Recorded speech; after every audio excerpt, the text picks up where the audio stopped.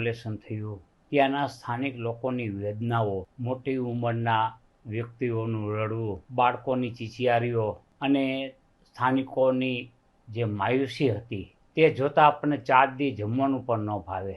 તેવા સંજોગોની અંદર આ મિજબાની કરવી, કાજુ કતરી, ખજૂર રોલ વગેરે આઇટમોની મિજબાની કરવી અને આવું અમાનવીય કૃત્ય આચરનાર જે કોઈ જવાબદારો હોય તેમની ઉપર આકરા પગલાં લેવા જોઈએ. વાત રહી બિલની, તો બિલમાં પણ ભ્રષ્ટાચારની બદબૂ એટલા માટે આવે છે. જણાવવામાં આવ્યા અનુસાર 4600 ફૂડ પેકેટ એટલે કે પ્રેમવતીના જે ડીશ છે એ પેકેજ ડીશ એ સ્થાનિક ગરીબોને પીરસવામાં આવી. હું 3 દિવસ સતત ત્યાં હતો અને એ વિસ્તારમાં ફરી રહ્યો હતો.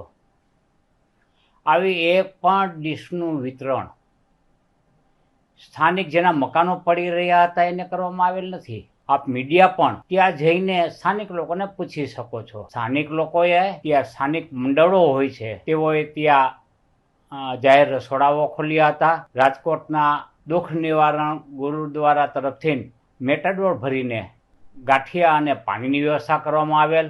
બોલબાલા ટ્રસ્ટ તરફથી રોજ નિયમિત ભોજન રથ આવતો હતો. બાબરિયા કોલોનીના રહેવાસીઓ તરફથી ફ્રૂટની વ્યવસ્થા કરવામાં આવતી.